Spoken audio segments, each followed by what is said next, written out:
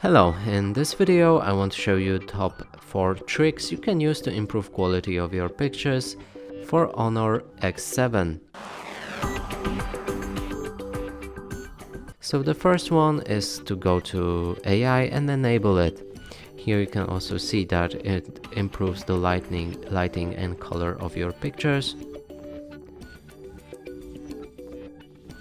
Next is to open the settings, and right here make sure that you're using aspect ratio, which is recommended 4:3, and this will sharpen your image and increase the resolution. So that's quite handy for making very nice photos. Next is to open the settings again, and right here use the floating shutter.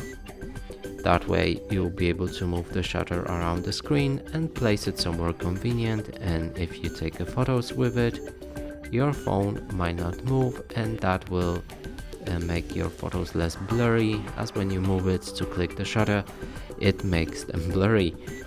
So the last one is to open the settings here again and use the horizontal level when you're taking your photos, as right here if you take photos and make sure that they are stable like this, your photos will be more pleasant to the eye as they appear more stable.